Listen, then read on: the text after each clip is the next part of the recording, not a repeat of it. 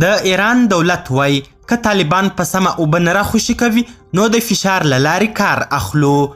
تازه د ایران دولت له افغانستانه د اوبو د ورخوشي کولو غوښتنه کړې، خو طالبانو یې په غبرګون کې د دوی غوښتنه تر یو حده رد کړل. دا چې پوره جزئیات څه دي ویډیو بشپړ وګورئ، په هر څه به پوه سئ. سلامونه قدرمنو لیدونکو، زموږ مشال پریس یوټیوب چینل ته ښه راغلاست. ایران وای طالبان دي د نوو افغان بندونو اوبه موږ ته راپرېږدي.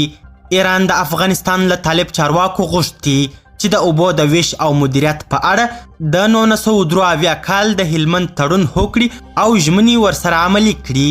د ایران د ولسمشر مرستیال محمد مخبر په یوه وینا کې غوښتنه وکړه چې طالبان دې په دې اړه ستا ستونزې په عاجل ډول حل کړي. مخبر د ایران په بهرنیو چارو وزارت کې یوې غونډې ته د وینا پر مهال وویل چې ایراني چارواکي دې پر طالبانو د یاد سوي تړون د درناوي او عملي کولو لپاره فشار او بندیز راوړي. د ایران دغه لوړپوړي مقام پر دې هم ټینګار کړی چې طالبان دې د افغانستان د نوو جوړ سوو اوبو بندونو اوبه دوی ته ورپرېږدي څو د سیستان او بلوچستان ایالتونو په سویلي ختیځ کې د اوبو د شدید کمښت ستونزه ورسره حل سي.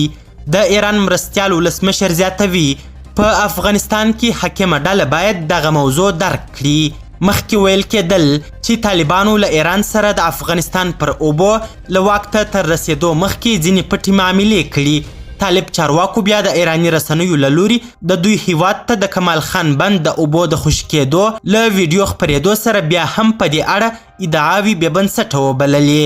همدا اوس تازه طالبانو د هلمند د اوبو تړون په اړه د ایران غوښتنو ته غبرګون وښود. د طالبانو د حکومت مرستیال ویاند انعام الله سمنګاني د هلمند د اوبو تړون د عملي کېدو په اړه د ایران د مرستیال ولسمشر غوښتنو ته غبرګون وښود.